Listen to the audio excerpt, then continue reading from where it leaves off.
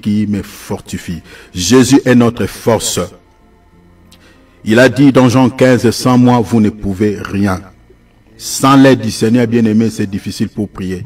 C'est compliqué pour méditer la Bible. C'est compliqué pour suivre le Seigneur. C'est par la grâce de Dieu, c'est par sa force que nous le suivons. Bien-aimé, le chemin de la vie chrétienne, c'est un chemin de la croix. C'est le chemin de la croix. C'est le chemin du désert comme nous sommes en train de le partager ici. Ce n'est pas évident. Ce n'est pas facile. Sans l'aide de Dieu, mes bien-aimés, c'est compliqué. Il y a beaucoup de gens aujourd'hui qui ont baissé la garde. Beaucoup de gens qui sont retournés en Égypte parce qu'ils ont trouvé que non, ça c'est compliqué. Nous avons besoin de l'aide de Dieu. Sans la vie de prière, sans la vie de méditation de la parole, bien aimé, c'est très compliqué pour espérer à la vie éternelle. Ce sont ces deux rames qui font notre force. Et beaucoup de chrétiens ne sont pas forts pour la prière, ne sont pas forts pour la méditation, sont incapables de méditer. Les 24 heures que Dieu nous donne, il y a des chrétiens qui ne méditent pas. Les 24 heures que Dieu nous donne, il y a des chrétiens, s'ils prient seulement 2-3 minutes le matin, et puis c'est fini. Comment peut-on espérer à l'enlèvement, mes bien-aimés, si on n'arrive plus à prier, si on n'arrive plus à jeûner, si on n'arrive plus à lire la Bible? Alors demandons la force. Si tel est le cas pour toi et que tu te retrouves dans l'assoupissement des sommeils et que tu te sens faible pour prier et que tu n'as pas la force de rester longtemps dans la présence de Dieu et que tu médites difficilement la parole, bien aimé, c'est que ta santé spirituelle est tellement médiocre. Tu es déjà sur le plan spirituel dans un soin intensif.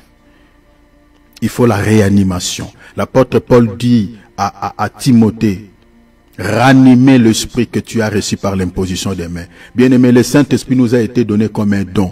Mais si, mes bien-aimés, on n'a plus une vie d'intimité avec Dieu, l'esprit est éteint, l'esprit devient éteint. Il faut ranimer l'esprit de Dieu, parce que c'est lui qui nous donne la force, c'est lui qui fait tout dans nos vies. Alors demandons l'aide de Dieu. Si tu te retrouves dans l'assoupissement de ce monde, demandons l'aide de Dieu, la pluie de Dieu. Prions au nom de Jésus. Dans nos vies, tant que le diable n'est pas encore arrêté, bien-aimé, ce dernier ne nous laissera jamais en paix. Quand il travaille de manière sournoise et silencieuse. Quand on regarde le monde, mes bien-aimés, c'est comme si le diable n'existait pas. Quand tu sors de ta maison, tu regardes tout ça, on dirait que tout est calme.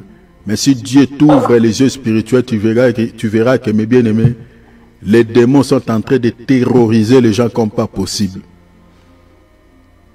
Sur le plan spirituel, le monde n'est pas dans la paix plutôt.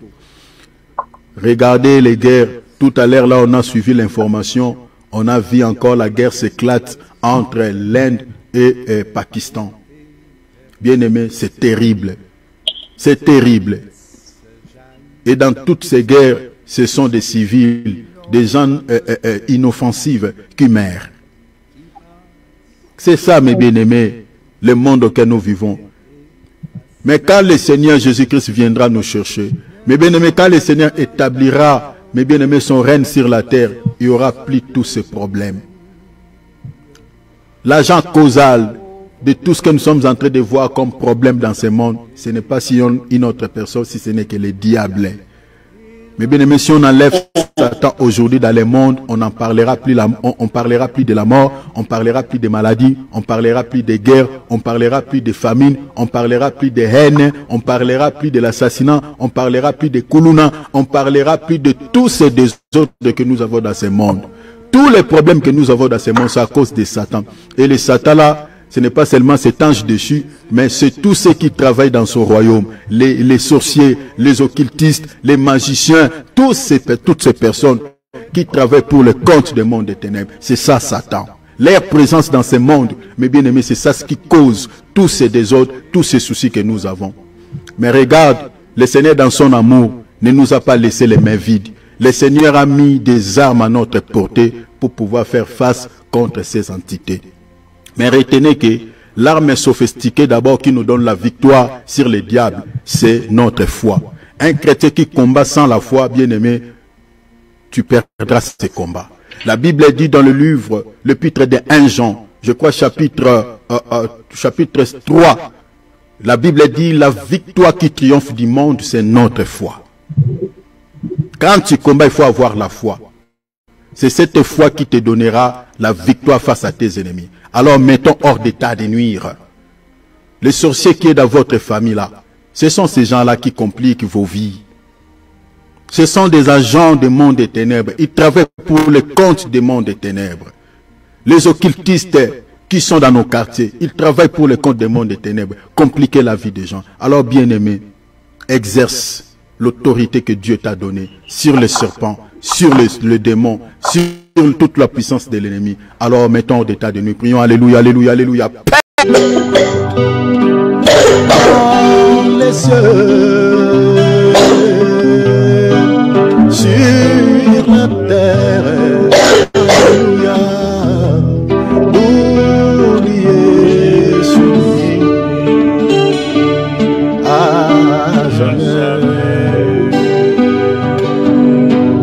Dans les cieux, sur la terre, alléluia, oubliez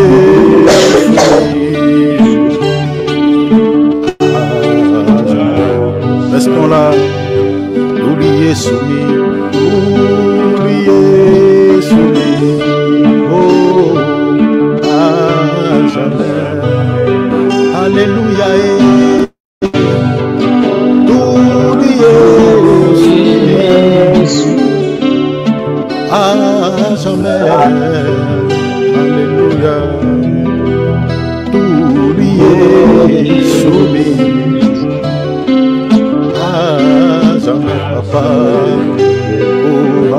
De construire tous ensemble. Alors, nous sommes en train de partager sur les salis est un processus, plutôt les salis est un don gratuit, ça c'est le thème, et puis le sous-thème que nous sommes en train d'aborder, l'enlèvement exige un prix à payer. J'avais tantôt dit que les salis est un processus divin en 3 étapes menant à l'enlèvement. Et ces 3 étapes sont fondamentales pour être comptées parmi les enlevés, être comptées parmi les sauvés. Les salis ne se suffit pas seulement quand on fait une confession de foi, quand on reçoit confession de foi avec des déclarations, bien évidemment, des confessions de foi, des déclarations vides de sens. Ce n'est pas ça. Ça, ce n'est que la case du départ. C'est ça ce qui est dit dans Romains chapitre 10, verset 8. Mais la vie éternelle passe par la connaissance des Écritures. Il faut connaître le Dieu que vous servez, le Dieu que vous suivez. Il faut connaître ce Dieu-là. Alors, il y a au moins 3 étapes. Alors, parmi ces 3 étapes, la première étape, c'est quitter l'Égypte. Quitter l'Égypte, c'est le premier comptage. Donc là, on fait le premier dénombrement, le premier comptage. Parce que regardez, les enfants d'Israël, lorsqu'ils ont fait l'exode, on avait compté. Après avoir mangé l'agneau, vous voyez? Donc après avoir mangé l'agneau, avant de faire l'exode, on avait compté. Et dans le comptage, on avait compté exclusivement que des hommes, que les mâles. On n'avait pas compté des femmes et les enfants. Or, qui est une femme, qui est un enfant sur le plan spirituel? C'est celui qui est tout simplement charnel. C'est celui qui vit une vie de double vitesse. C'est celui qui s'accroche des 2 côtés. Il est tantôt avec Dieu, il est tantôt avec le diable. Il est tantôt dans la lumière, il est tantôt dans les ténèbres. Il est tantôt dans la sainteté, il est tantôt dans les péchés. Il est dans l'église en tant que chrétien, mais il est aussi dans la sorcellerie. Il est dans l'église en tant que membre actif de l'église, mais il est aussi voilà, dans l'impudicité, dans tout ce que vous connaissez comme péché.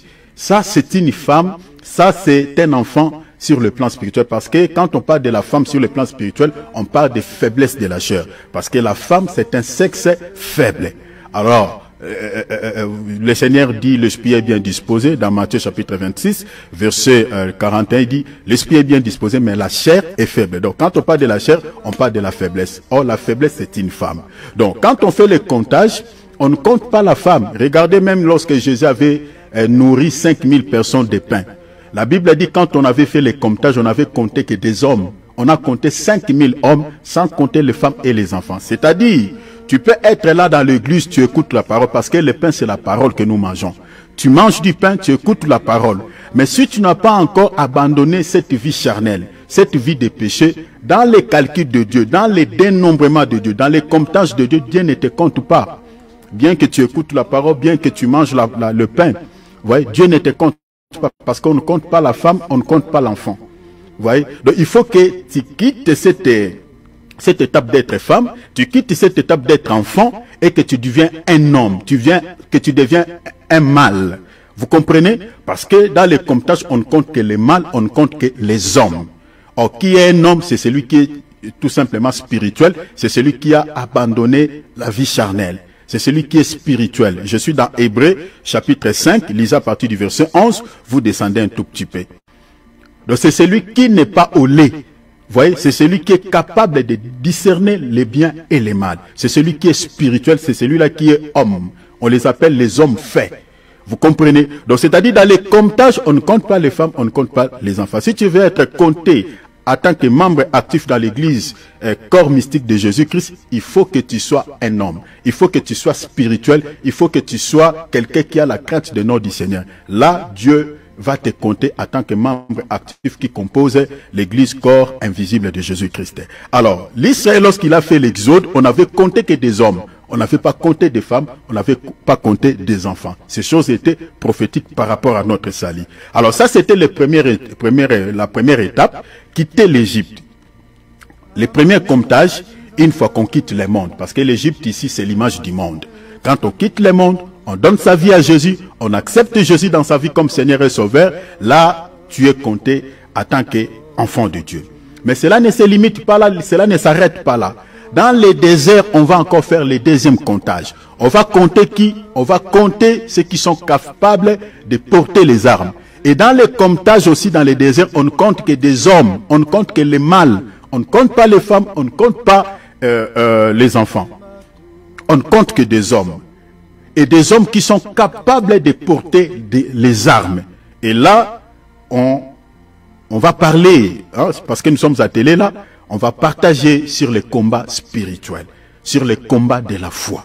Donc, traverser le désert, ça c'est les deuxième étape. Là, on compte encore, on fait encore les deuxième comptage. Alors, troisième étape, atteindre les Canaan. Donc, c'est le dernier comptage juste avant l'entrée dans la promesse divine. Là, on va encore faire les derniers comptages. On va compter qui? On va compter toujours les hommes, pas les femmes, pas les enfants.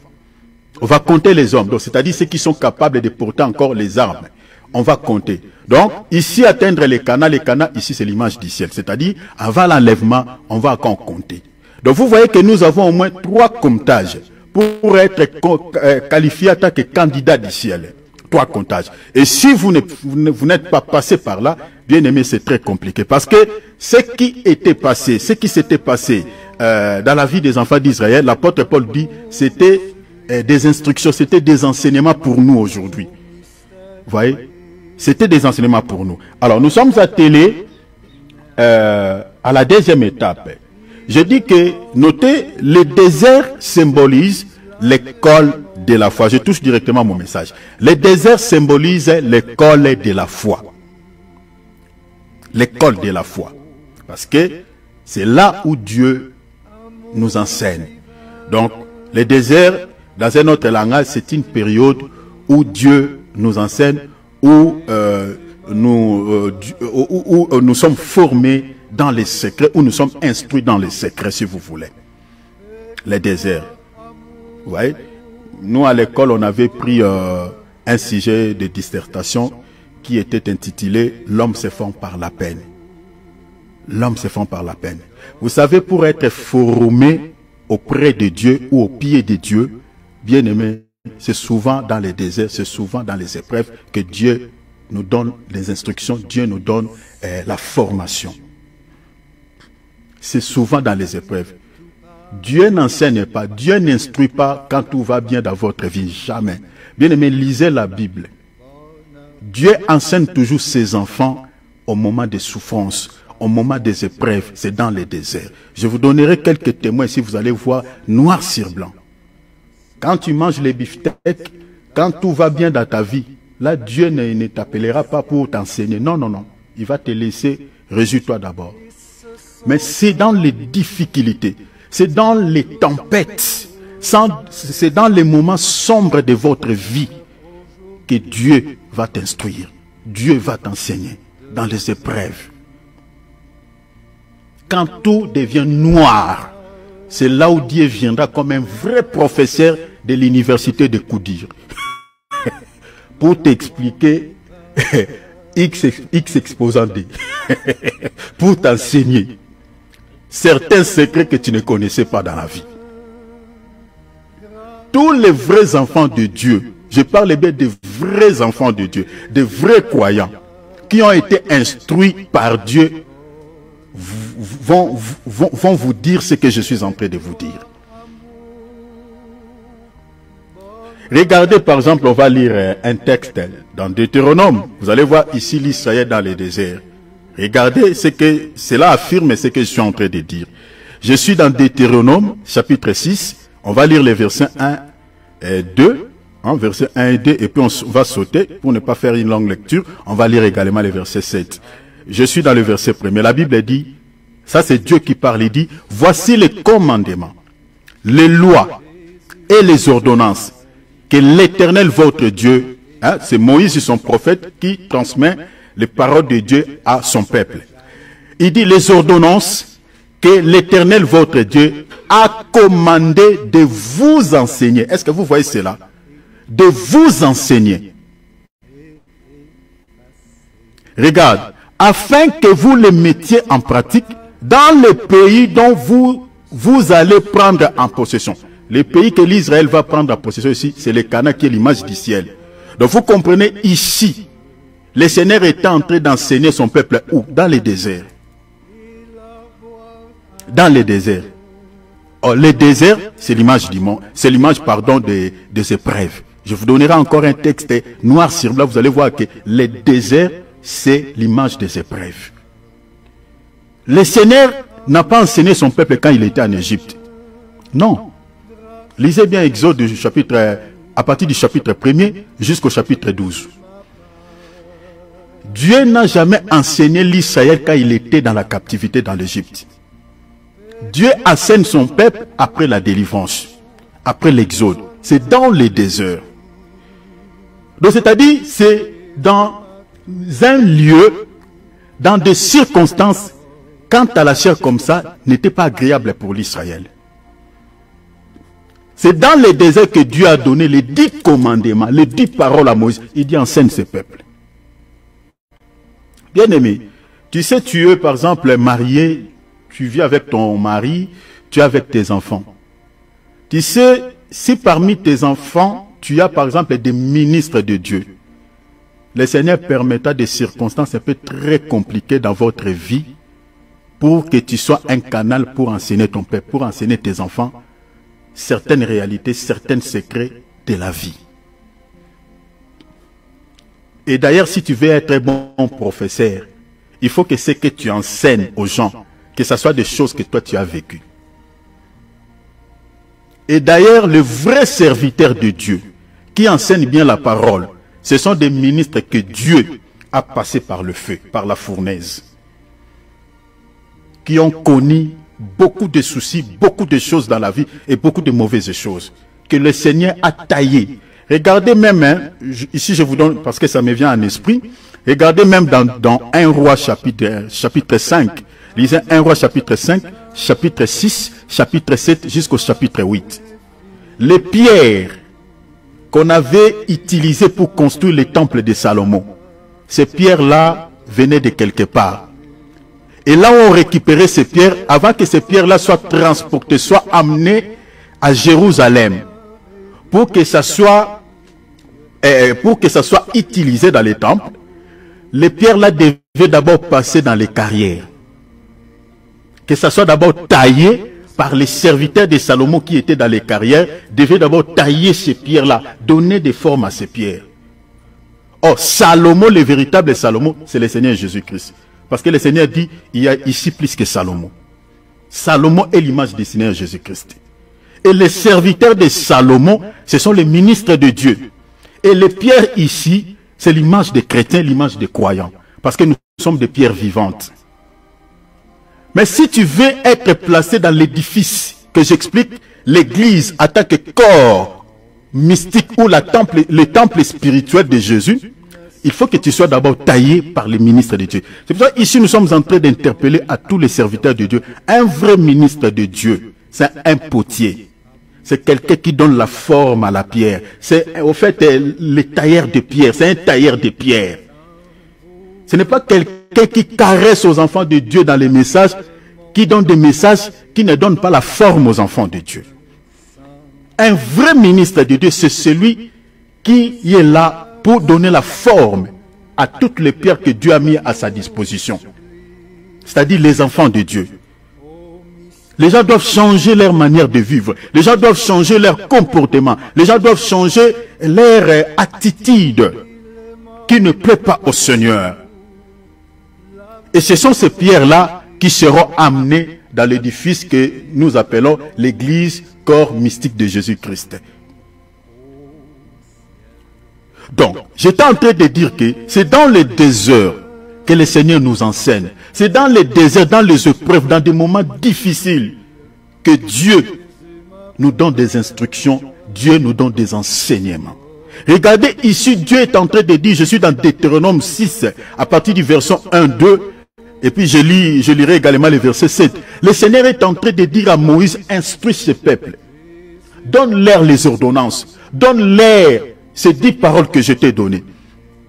Regardez pourquoi. Le Seigneur est en train de dire, il dit, afin que tu craignes l'Éternel, ton Dieu, en observant tous les jours de ta vie, toi, ton fils, et les fils de ton fils, toutes ces lois et tous ces commandements que je t'ai prescrits, afin que tes jours soient prolongés. Vous voyez, la prolongation des jours ici, c'est ça même la notion de la vie éternelle. C'est ça la notion de la vie éternelle. Afin que tes jours soient prolongés. Mais ces commandements, ces paroles seront enseignées non seulement à toi, même à ta descendance. Il y a certaines réalités que Dieu permet dans la vie de certains parents. C'est pour seulement instruire leurs enfants, donner des instructions à leurs enfants, pour donner des enseignements à leurs enfants, pour dire à leurs enfants, attention, vous savez, nous, vos parents, regardez ce que nous avons vécu dans la vie. Le monde, ce n'est pas ce que vous êtes en train de voir. Attention avec les amis, attention avec ça, attention avec ça. Il y a certains parents qui donnent leurs enfants des enseignements par rapport à ce qu'ils ont vécu dans la vie. Parce que si tu n'as pas, tu n'as jamais subi par exemple des rejets, tu n'as jamais été trahi dans la vie, comment tu peux instruire à tes enfants que attention avec les amis, attention avec les traites, attention avec ça, attention avec ça. Souvent, nous instruisons nos enfants certaines réalités que nous avons vécues. Et Dieu, c'est au moment des difficultés, dans certaines circonstances négatives, que le Seigneur nous donne des instructions. Et regarde dans le verset 7, il dit, tu les inculqueras à tes enfants les choses que vous avez vécues. Vous avez vu la manière dont les Égyptiens vous ont traité. Vous avez vu la manière dont vous avez souffert dans le désert. Vous allez inculquer, vous enseignerez ces choses à vos enfants. Il dit, et tu en parleras quand tu seras dans ta maison. Ici, j'aimerais même dire aux parents chrétiens, vous devez aussi organiser des fois, hein, si vous avez des enfants, organisez des fois des réunions de famille. Instruisez vos enfants. Montrez à vos enfants la voie du Seigneur. C'est ça ce qui est dit dans Proverbes, je crois, chapitre 22, verset 4. Instruisez vos enfants. Enseignez à vos enfants la parole de Dieu. La Bible dit, quand ils seront grands, ils ne s'en détourneront jamais. C'est très important d'avoir des réunions de famille. Regarde ce que Dieu dit ici. Il est en train de s'adresser aux parents. Il dit, quand vous allez être dans vos maisons, parlez à vos enfants. Enseignez à vos enfants ces choses. Malheureusement, aujourd'hui, il y a beaucoup de parents qui n'ont pas le temps. Qui n'ont pas le temps de partager, de parler avec leurs enfants. Voilà, merci mon frère. C'est Proverbe chapitre 22, verset 6e. Mettez ces versets en relation avec Éphésiens chapitre 6, à partir du verset 1er jusqu'au verset 4. Est-ce que vous voyez cela? Donc, le Seigneur était en train de former son peuple. Il était en train d'instruire son peuple. Mais où? Pas en Égypte, pas au pays des Canaan, dans les déserts. Donc, ici, je suis en train de dire aux enfants de Dieu qui traversent des moments difficiles, qui traversent les épreuves dans leur vie, chers enfants de Dieu, supportez et continuez à prier jusqu'à ce que l'école de Dieu terminera. Supportez, continuez à prier. Ne rejette pas Dieu, ne retourne pas dans le monde. Parce que Dieu, il est en train de t'instruire au travers de cette situation. Il est en train de t'enseigner au travers de cette souffrance. Il y a un enseignement. Même si tu ne comprends pas aujourd'hui, mais demain, tu comprendras pourquoi le Seigneur avait permis cette situation négative dans ta vie. Le Seigneur, tu comprendras pourquoi le Seigneur l'avait permis. Peut-être ceux qui sont déjà sortis dans certaines situations difficiles, aujourd'hui ils comprennent que donc la situation cette situation que j'avais traversée dans ma vie là, donc au fait c'était pour ça que Dieu voulait m'enseigner. Il y a certains qui comprennent aujourd'hui qu'il y a une raison que le Seigneur avait permis qu'ils passent par là, qu'ils traversent cette situation difficile. Mais toi qui n'as pas encore compris, tu traverses des moments louches, tu traverses des moments très compliqués dans votre vie. Garde le calme, garde le silence, garde la foi, garde la paix de Dieu dans ton cœur et continue à jeûner et continue à prier. Parce qu'il y a des instructions, il y a des enseignements par rapport à cette situation. Que tu comprendras que c'était pour ton bien, que le Seigneur avait permis que tu passes par là. Les déserts. Ici, je toucherai certaines dimensions un peu révélationnelles. Les déserts dans la Nouvelle Alliance expliquent quoi? Regardez, lisons 1 Corinthiens chapitre 10, versets 5 à 11. C'est un tout petit peu long, j'ajouterai d'autres versets, mais c'est très capital, c'est crucial, c'est fondamental, ce que je vais partager avec nous maintenant là. 1 Corinthiens chapitre 10, verset 5 à 11. Regarde ce que dit la Bible. Bien-aimés, suivez-moi ici très très bien. Notez s'il vous plaît, soyez comme des Béréens. Regarde, je lis le verset 5. Mais la plupart d'entre eux, et là qui sont-ils? Les enfants d'Israël. Ne furent point agréables à Dieu. Soulignez cela, je reviendrai, mais je termine d'abord le verset 5 parce qu'on va aller mollo mollo. Soulignez agréable à Dieu. La Bible dit, puisqu'ils périrent dans le désert, ils périrent tous où? Dans le désert. Remplacez déjà ici la mort des enfants d'Israël dans les déserts. Ils périrent où? Dans les déserts. Pendant que le Seigneur était en train de les faire traverser cette épreuve, il y a d'autres qui n'ont pas été agréables à Dieu, qui ne furent pas agréables à Dieu et qui sont morts. Et remplacez la mort de certains enfants d'Israël ici dans les déserts par la mort éternelle, par l'enfer. Parce qu'ils n'ont pas pu entrer au pays de Canaan. C'est-à-dire, il y a certaines personnes qui n'entreront pas au ciel, mais qui se trouveront où? En enfer. Ils périront. L'enfer, c'est la mort éternelle. Mais pourquoi ils sont morts? Pourquoi tous, parmi eux, la plupart, la Bible dit, sont morts dans les déserts?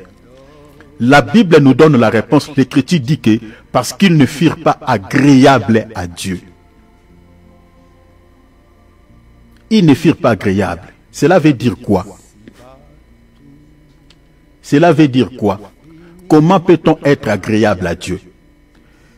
Donc, c'est-à-dire ici, pour hériter les Canaan, il faut être agréable à Dieu. C'est ça ce qu'il faut comprendre. Ils sont morts dans les déserts. Ils ne sont pas entrés à la terre promise. Ils ne sont pas entrés au pays des Canaan. Remplacez Canaan dans vos calepins, l'image du ciel, le paradis. C'est ça la terre promise. Ces choses étaient l'ombre des choses à venir. Donc ils n'ont pas pu entrer au ciel parce qu'ils sont morts dans les déserts. Ils sont morts pourquoi? Parce qu'ils ne furent pas agréables à Dieu. Cela veut dire quoi? C'est-à-dire, si tu n'es pas agréable à Dieu, la porte du ciel, est fermée. C'est ça ce qu'il faut comprendre. Si tu n'es pas agréable à Dieu, tu n'entreras pas au Canaan. Que j'explique le ciel. Maintenant, la question est celle de savoir comment peut-on être agréable à Dieu? Comment? Comment peut-on être agréable à Dieu? La réponse, il faut avoir la foi. Tout celui qui a la foi, tout celui qui garde la foi dans son cœur, sera agréable à Dieu. Une personne qui n'a pas la foi ne peut jamais être agréable à Dieu. Ne peut pas être agréable à Dieu. Tu vois la connexion dans Saint-Pé? Je ne sais pas. Merci Seigneur, ça revient. Donc si tu veux être agréable à Dieu, il faut avoir la foi. C'est ça. Je vous donnerai l'écriture. Parce que vous allez peut-être te dire que le frère peut-être il est en train de dire n'importe quoi. Je ne dis pas n'importe quoi. Je dis si tu veux être agréable à Dieu, il faut avoir la foi. Donc ceux qui sont morts ici dans le désert, la Bible dit parce qu'ils ne furent pas agréables à Dieu, c'est-à-dire ce sont des gens qui n'avaient pas la foi. La raison pour laquelle Dieu a regardé dans leur cœur, Dieu n'a pas trouvé la foi. Et le Seigneur les a disqualifiés, les a mis de côté, les a tués. Il dit la terre promise, vous n'y entrerez pas. Si tu veux être agréable à Dieu, et seulement la foi. Et seulement la foi. Là, tu seras agréable à Dieu. Attendez, on va lire, non? Regardez. Lisons Hébreux. Hébreux chapitre 11. On va lire les versets 6. La Bible dit ceci. Or, sans la foi, il est impossible de lui être agréable. Est-ce que vous avez vu ça? Donc, quand on n'a pas la foi, c'est pratiquement impossible d'être agréable à Dieu. Et quand on n'est pas agréable à Dieu, c'est-à-dire, tu es disqualifié en tant que candidat du ciel. Ta place, ce n'est pas le paradis. Ta place, ce n'est pas le pays de Canaan que j'explique le ciel, mais c'est en enfer. La mort éternelle. Est-ce que vous voyez cela? Quand on n'a pas la foi, on ne peut jamais être agréable à Dieu. Et laisse-moi nous dire, l'enlèvement de l'Église concerne que les gens qui sont agréables à Dieu, c'est-à-dire des personnes qui ont la foi. Lisez même Luc, chapitre 18, verset 8. La Bible dit, quand le Fils de l'homme viendra, trouvera-t-il la foi sur la terre? Vous savez, quand on lit ces versets littéralement, c'est comme si quand on dit, quand Jésus viendra, il va regarder dans toute la terre s'il y a la foi. La terre dont on fait mention, ce n'est pas la terre en tant que monde, c'est la terre en tant que femme. Je suis dans Ésaïe, chapitre, je crois, 64, verset 2 ou verset 4. La terre, c'est une femme selon la Bible. De la terre dont le Seigneur parle ici, c'est-à-dire, c'est l'Église. Quand le Seigneur viendra pour enlever son Église, le Seigneur viendra chercher la foi. Parce que tout chrétien est une épouse, est une femme du Seigneur Jésus-Christ. Et si tu veux être enlevé, il faut avoir la foi. Et si tu n'as pas la foi, le Seigneur ne trouve pas la foi. C'est-à-dire que tu n'es pas agréable. Conformément à cette écriture. La Bible dit que l'apôtre Paul est en train d'enseigner l'église de Corinthe. Il dit, la majorité des enfants d'Israël périrent dans les déserts parce qu'ils ne furent pas agréables à Dieu. Or, nous avons compris que pour être agréable à Dieu, il faut avoir la foi. Dans un autre langage, si tu veux être compté parmi les enlevés, dans les déserts, il faut avoir la foi. Et vous savez que quand on parle de la foi, mes bien-aimés, on fait toujours référence aux épreuves, aux souffrances de la vie chrétienne. Partout où vous lirez la foi dans la Bible, mes bien-aimés, on fait toujours référence aux situations difficiles. Dans Actes chapitre 14, verset 22, l'apôtre Paul dit, c'est par beaucoup de tribulations qu'ils nous font entrer dans le royaume des cieux. Et l'apôtre Paul, avant de dire cela, la Bible dit, il était en train de fortifier l'esprit des disciples en leur disant quoi? de persévérer dans la foi. De persévérer dans la foi. Et là-dessus, il a dit, c'est par beaucoup de tribulations qui nous font entrer dans le royaume du ciel. La foi qui ne raconte pas les épreuves, ce n'est pas la foi. Et si tu as la foi, tu seras agréable à Dieu. Tu seras enlevé. Mais si tu n'as pas la foi, mon frère, ma soeur, la porte du ciel est fermée sur votre tête. Vous allez dire peut-être, les frères, qu'est-ce que vous êtes en train de raconter là? Donnez-nous un verset. Lisons. Allons-y. Hébreux chapitre 11, lisons le verset 5. On va lire l'histoire de quelqu'un qui était enlevé à cause de sa foi. La Bible dit ici, c'est par la foi qu'Enoch fut enlevé. On ne dit pas parce qu'il priait beaucoup. On ne dit pas parce qu'il jeûnait beaucoup. On ne dit pas parce qu'il était fidèle, peut-être dans une assemblée ou dans une église locale. Il fut enlevé à cause de sa foi. Je continue, la Bible dit, c'est par la foi qu'Enoch fut enlevé pour qu'il ne vit point la mort. Remplacer la mort ici par l'enfer. Donc si tu veux être échappé de la mort éternelle, il faut que tu puisses avoir la foi. Et la foi te permettra d'être enlevé au ciel. Enoch s'est échappé de la mort, s'est échappé de l'enfer à cause de sa foi. La Bible dit, c'est par la foi qu'Enoch fut enlevé pour qu'il ne vit point la mort. Et qu'il ne parut plus, parce que Dieu l'avait enlevé.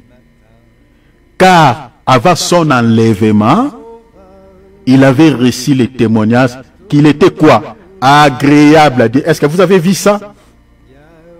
Vous avez vu ça? Le Saint-Esprit témoigne pour Enoch ici, dit quoi? Il fut agréable à Dieu. À cause de quoi? À cause de sa foi. Mais si vous lisez par exemple dans Genèse, chapitre 5, verset 22, verset 24, vous allez voir que Enoch a marché avec Dieu pendant combien de temps? Pour que sa foi soit attestée, pour qu'il soit agréable à Dieu. Pour qu'il soit considéré en tant qu'une personne agréable à Dieu. Pour qu'il soit considéré en tant qu'une personne qui a la foi. Il a marché avec Dieu pendant combien de temps? Pendant 300 ans. Bien aimé. Et pour ça, j'avais dit ici, les gens jouent avec la vie chrétienne. Les gens pensent que voilà la vie chrétienne. Une fois qu'on confesse Jésus-Christ dans sa bouche, Seigneur, je te reçois dans ma vie comme Seigneur et Sauveur. Et puis, c'est bon, c'est fini. Sauvé, sauvé pour dire. Bon, bien aimé, vous vous trompez. La vie chrétienne, ce n'est pas comme on nous avait prêché autrefois, sauvé, sauvé pour dire, bon, tout est nickel dans votre vie. Ce n'est pas ça. Je vous dis la vérité. Je vous avais dit ici, les enfants d'Israël étaient dans la servitude au pays d'Égypte. Ils étaient dans la souffrance, les enfants d'Israël. Mais attendez, quand le Seigneur les a accordé la délivrance au pays d'Égypte, les déserts étaient aussi la continuité de l'Égypte, mais sous une autre forme. C'était la continuité de l'Égypte. Parce que l'Égypte, c'est l'image du monde. C'est là où il n'y a pas la vie. C'est là où Pharaon règne. Les déserts aussi, c'est un lieu aride. C'est là où il n'y a pas la vie. L'Égypte, le peuple était dans l'esclavage. Sous l'Égypte de Pharaon. Mais attendez, l'Israël était aussi dans l'esclavage dans les déserts, sous l'égide de Dieu. Parce que dans la Bible, nous avons deux types d'esclavage. Selon, je crois, l'épître aux Romains. Attendez, je vous donnerai, le verset m'échappe un peu, mais tu peux me chercher Romains. Là où la Bible dit, on peut être esclave du péché, on peut être aussi esclave de la justice. Quand on est esclave du péché, c'est-à-dire on est sous l'égide de Satan. Mais quand on est esclave de la justice, on est sous l'égide de Dieu. C'est ça ce que l'apôtre Paul dit. Je suis prisonnier du Seigneur Jésus-Christ. Je suis prisonnier de Christ. Bien-aimé, quand on accepte Jésus-Christ comme Seigneur et Sauveur, nous devenons esclaves, esclaves pour la vie, esclaves pour la justice. C'est ça. Enoch a marché pendant 300 ans. Je suis dans Genèse chapitre 5, verset 22, virgule, lisez verset 24. Je lis le verset 24. La Bible dit, je lis d'abord le verset 22. Enoch, après la naissance de Méthuselah, marcha 300 ans avec Dieu et il engendra des fils et des filles. Verset 24. Enoch marcha avec Dieu, puis il ne fit plus parce que Dieu l'enleva. Dieu l'enleva après combien de temps? Après 300 ans. Mais l'auteur aux Épîtres aux Hébreux nous fait comprendre que Enoch, il a marché. Oui, donnez-moi le passage, mon frère. C'est Romains 6, oui, verset 16. Tu peux lire pour les bien-aimés, s'il te plaît. Avec plaisir. Merci, mon frère. Ne savez-vous pas qu'en vous livrant à quelqu'un comme esclave pour lui obéir, vous êtes esclave de celui à qui vous obéissez? Ah! Continuez. Soit du péché qui conduit à la mort, soit de l'obéissance qui conduit à la justice. Voilà. Vous voyez? Continuez.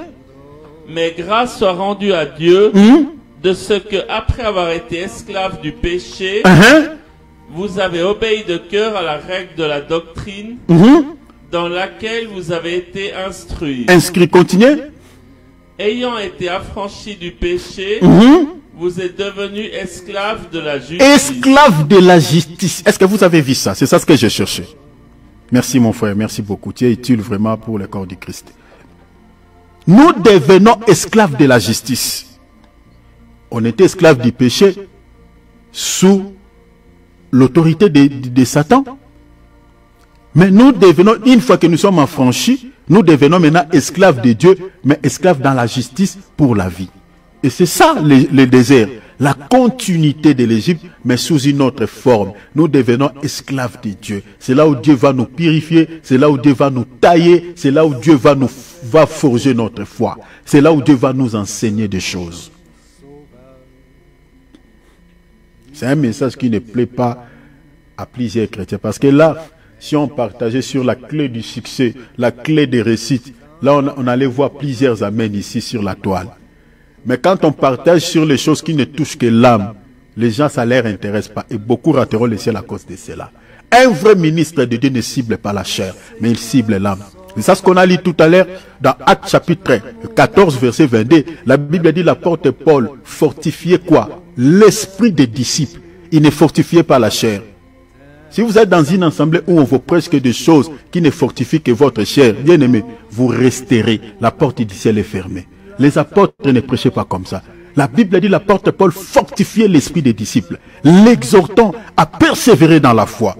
Un vrai ministre de Dieu ne cible que l'esprit, ne cible que l'âme. Vous voulez entendre ici, mariage, matin, midi, soir, 4 clés du succès, 4. Ici, vous entendrez longtemps.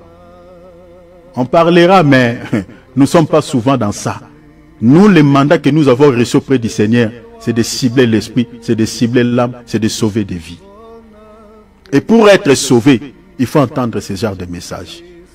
Il y a beaucoup de chrétiens qui ont remis leur foi en question, qui ont remis leur vie chrétienne en question. À cause de quoi? Parce qu'ils n'ont jamais été enseignés de ces choses.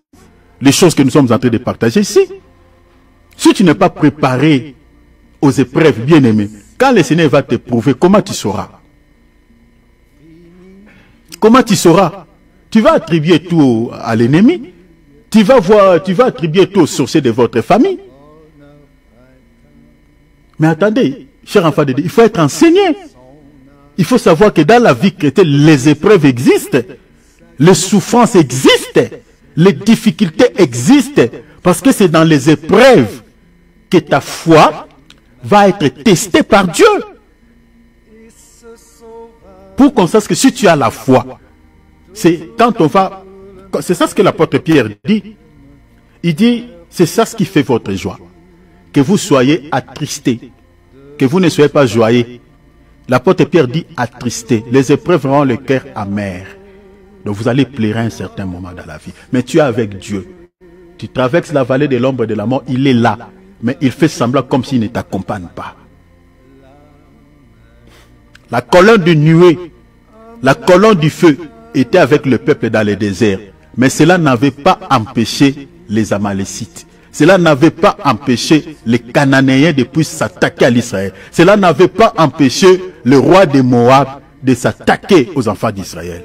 Cela n'avait pas empêché la famine non plus.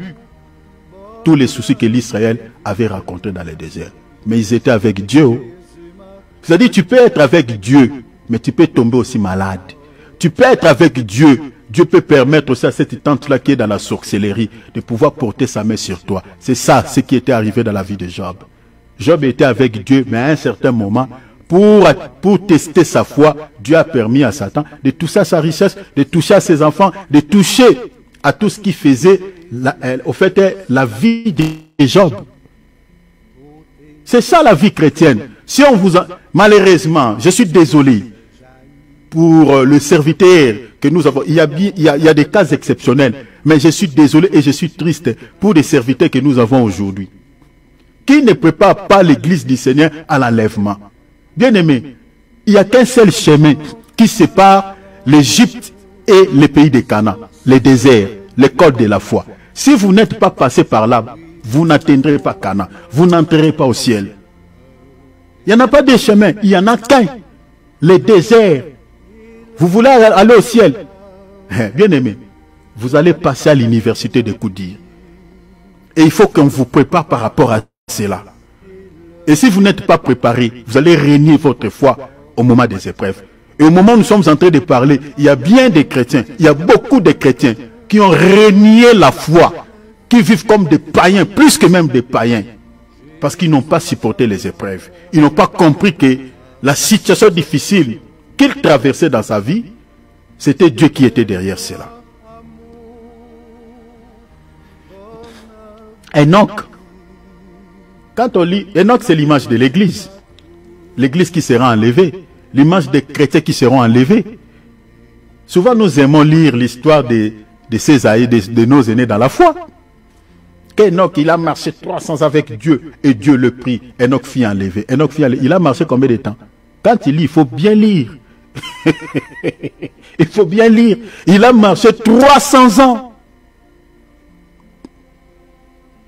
Donc c'est-à-dire, sa foi a été testée pendant 300 ans.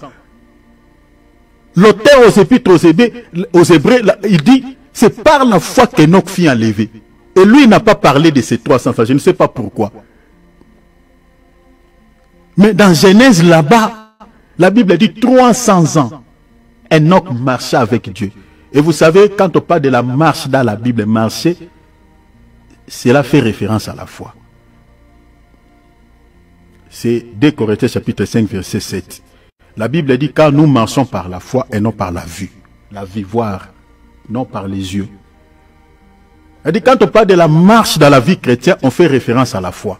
Donc quand la Bible dit, Enoch marcha 300 ans avec Dieu, la Bible voulait tout simplement nous dire que celui-ci avait gardé la foi durant tous ces temps. Il avait la foi. Il était un homme de foi. Et quand on a la foi, on sera agréable à Dieu. Donc vous avez vu que l'Israël ne fut pas agréable à Dieu. À cause de quoi? Parce que l'Israël, la Bible dit, certains parmi, et bien évidemment, parce qu'ils n'étaient pas agréables à Dieu. Donc nous comprenons que pour être agréable à Dieu, il faut, cher enfant de Dieu, avoir la foi. Et quand on a la foi, sachez-le que la foi que tu as là envers Dieu, c'est cette foi-là qui va attirer les problèmes. Donc c'est-à-dire, si tu veux refuser les problèmes dans votre vie, enlève la foi en Dieu, enlève la foi dans votre cœur. Mais si tu veux être un homme de foi, une femme de foi, sachez-le que la foi que vous avez va t'attirer des problèmes. Déjà, Jésus dit dans Matthieu chapitre 17, verset 21, vous lisez à partir du verset 18, le Seigneur dit, si vous avez la foi comme un grain de sénévé, tu diras à cette montagne, ôte-toi de là, jette-toi dans la mer. Or, la montagne dont le Seigneur faisait allusion, il parlait des démons. C'est ça ce qu'il enseignait aux disciples. Parce que les disciples lui ont posé la question, lui ont demandé, Seigneur, pourquoi n'avons-nous pas pu chasser quoi? Ces démons. Maintenant, quand le Seigneur répond, le Seigneur dit, si vous avez la foi comme un grain de sénévé, tu diras à cette montagne. Au lieu que le Seigneur puisse dire, tu diras à ces démons, le Seigneur remplace les noms des démons par la montagne. C'est-à-dire, quand on parle des montagnes dans la Bible, les montagnes fait aussi référence aux démons. Donc, c'est-à-dire, si tu as la foi, tu rencontreras les montagnes. Donc, c'est-à-dire des démons. Là, ta foi va attirer les esprits. Va t'attirer des combats. La raison pour laquelle dans les déserts, le Seigneur a instruit à Moïse, il dit à ses peuples de pouvoir porter les armes. Et là, on commence à compter à partir des 20 ans. À partir des 20 ans. J'ai lu le verset 6. Je suis dans 1 Corinthiens, chapitre 10. Chapitre 10. Je lis maintenant le verset 6. Regarde maintenant ce que l'apôtre Paul dit. Or, ces choses sont arrivées pour nous servir d'exemple. Tout ce qui était arrivé. Vous voyez, la Bible dit quoi? Les peuples ne furent pas agréables à Dieu et tous firent périr où? Dans le désert. Maintenant, l'apôtre Paul est en train de nous expliquer que ce qui était arrivé dans leur vie, parce que l'apôtre Paul dit, pourquoi il n'était pas agréable à Dieu? Pourquoi il fit périr dans le désert? Et pourquoi cela est mis dans des papiers? Pourquoi cela est écrit dans des rouleaux, dans la Bible? L'apôtre Paul dit, ces choses sont arrivées pour nous servir d'exemple, afin que nous n'ayons pas de mauvais désirs, comme ils en ont eu. Vous voyez, vous avez compris? Donc, c'est-à-dire la vie des enfants d'Israël, de l'Égypte, dans le désert, jusqu'au pays de Canaan, c'était pour nous des enseignements. La raison pour laquelle nous sommes en train d'expliquer ici les trois processus pour hériter, c'est-à-dire les 3 étapes que tout chrétien doit passer pour hériter le ciel. Verset 7. Regarde maintenant les conseils que l'apôtre Paul nous donne. Regarde l'enseignement que l'apôtre Paul nous donne dans le verset 7. Il dit, ne devenez point idolâtres comme quelques-uns d'eux. Ne devenez point idolâtres. Vous savez, dans la Bible, nous avons 2 types d'idolâtres. Nous avons des gens, des idolâtres qui invoquent et qui prient des statuettes. Comme par exemple certaines personnes dans l'église catholique qui prient la statue de Marie, qui prient avec des chapelets, comme des musulmans.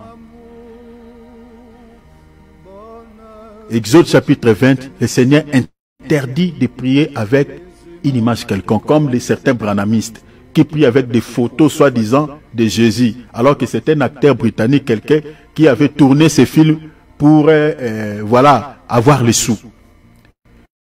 Mais vous voyez, vraiment, je ne sais pas. Et de l'autre côté, on met la photo de leur prophète. L'idolâtrie. L'idolâtrie. Ça, c'est aussi une idolâtrie. Mais nous avons encore une sorte de l'idolâtrie. C'est-à-dire, quand on aime quelque chose plus que Dieu, c'est aussi l'idolâtrie. De l'idolâtrie. Donc vous aimez cette... Aujourd'hui, prenons par exemple les réseaux sociaux. Regarde il y a combien de personnes qui nous regardent là sur la toile. Combien de personnes aiment la parole de Dieu. Mais allez là où il y a des distractions, là où il y a des balivernes, là où il y a des insanités, vous trouverez beaucoup de gens, plusieurs commentaires, plusieurs partages. Mais là où on partage la parole de Dieu, on parle de choses hyper importantes. Les gens ne sont pas là. La raison pour laquelle notre génération, c'est une génération perverse, une génération vouée en enfer. Parce que les gens n'aiment pas Dieu. Les gens n'aiment pas Dieu. Les gens aiment là où on partage des choses qui les caressent au sens du poil, qui ne touchent que la chair. Mais là où on partage des choses qui touchent l'âme, qui touchent la vie pour notre salut, les gens n'aiment pas, les gens détestent. Et là, nous sommes en train d'espérer à l'enlèvement. Quel enlèvement? C'est de notre génération, beaucoup resteront. Beaucoup resteront. On se comporte exactement comme les enfants d'Israël dans les déserts. Des idolâtres. Les gens ne prient plus. Il y a des gens qui passent des temps et des temps sur la télé, sur les réseaux sociaux. lorsqu'il est question des choses de Dieu, lorsqu'il est question de la prière, lorsqu'il est question de lire la Bible, lorsqu'il est question de faire quelque chose pour Dieu, il y a des esquisses, il y a des explications. Ça commence à faire mal. Mais lorsqu'il est question de passer des temps et des temps sur la toile, de passer des temps et des temps de regarder des théâtres, de passer des temps et des temps de regarder les séries télévisées, de passer des temps et des temps dans des balivernes, là, il n'y a aucun souci. Il n'y a aucun problème. Et c'est cette attitude-là qui fait très mal au Seigneur. Nous sommes des idolâtres. Nous sommes comparables aux gens qui invoquent Bouddha. Nous sommes comparables aux gens qui prient avec des chapelets. Parce que les choses de Dieu aujourd'hui n'intéressent pas trop les gens. Beaucoup de chrétiens n'ont plus la vie de prière. Beaucoup de chrétiens n'ont plus le temps de lire leur Bible. Là où il a placé sa Bible là-bas chez lui, est poussiérée, plein de poussière. Il va la nettoyer que le dimanche. Il va passer un tout petit peu, un mouchoir dessus, et puis là, il met sous les aisselles. Mais bien, mais s'il y avait l'onction dans la Bible, les aisselles de plusieurs personnes allaient être brûlées. Nous n'aimons pas Dieu. Nous passons des temps et des temps dans des choses inutiles. Mais dans les choses de Dieu, on n'a pas le temps. Lorsqu'il est question de prier, on n'a pas le temps. Mais on a le temps pour Dieu. Nous sommes des idolâtres. Nous sommes comparables à l'Israël. L'apôtre Paul dit, ne devenez point idolâtres comme quelques-uns d'eux. Selon qu'il est écrit, les peuples s'assurent pour manger. Vous voyez, les manger. Il dit manger pour boire. Puis ils s'élèvèrent pour se divertir. Surtout ici en Europe. Aïe, aïe, aïe. C'est ça la vie. En Europe ici c'est ça. Manger, le boire et puis le divertissement. C'est trois choses. Beaucoup de gens ici en Europe, et parmi ces gens, beaucoup de chrétiens ici en Europe, je vis en Europe, je le vis avec mes deux yeux. Des frères européens, nos frères ici en Europe, aiment le divertissement comme pas possible. Même dans les églises, aller dans certaines églises, moi j'ai trouvé dans l'église de Dieu, les jouets, on a mis des jouets pour... Hey, j'ai envie de pleurer, j'ai envie de pleurer. Mais bien aimé, avec mes propres yeux, je vis des jouets pour les enfants. Plusieurs jouets dans l'église.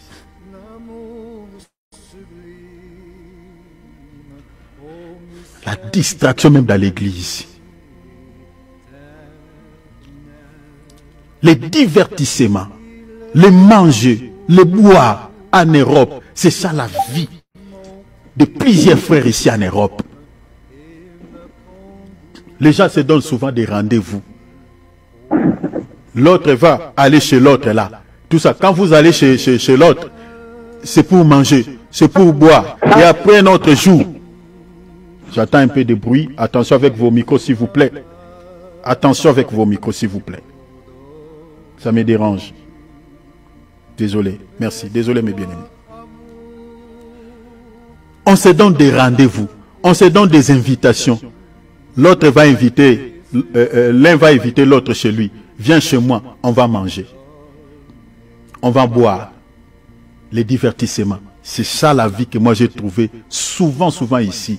Et là vous verrez que les gens se réunissent. Il n'y a pas la prière. Il n'y a pas même un temps pour partager la parole. Il n'y a pas ça. Il n'y a pas ça. Donc c'est comme des païens. Et c'est ça le comportement des enfants d'Israël. C'est ça que l'apôtre Paul enseigne à l'église de Corinthe. Les manger. Il dit, les peuples s'élèvèrent. Il dit, les peuples s'assit. Pourquoi? Pour manger, pour boire, puis s'élèvèrent, pour se divertir. Et ce que l'apôtre Paul dit ici, il a pris ça où? Dans Exode 32, verset 1er jusqu'au verset 6e. Si vous lisez là-bas, vous trouverez ce que l'apôtre Paul est en train de dire ici. Et vous trouverez certains chrétiens, ils ne gênent pas. Hein? Ils ne gênent pas. Ils pensent que s'ils gênent, ils se privent de la nourriture pendant 6 heures jusqu'à 18 heures, c'est comme s'il va mourir. Et là, on veut être fort sur le plan spirituel. Qui te donnera cette force-là? Quel est ce Dieu qui te donnera la force par les claques du doigt comme ça? Bien aimé, Jésus a dit dans Luc 21, 36, si tu veux être fort sur le plan spirituel, il faut prier. il faut jeûner. Dans le verset 34, il dit, il faut se priver de la nourriture, il faut se priver de boire, il faut arrêter d'avoir des soucis dans les cœurs. Il faut enlever tout ça. Si tu veux être fort sur le plan spirituel, mon frère, trouve-moi ça et puis tu peux me lire. Luc chapitre 21, lisez le verset 34, s'il te plaît, mon bien-aimé Philippe.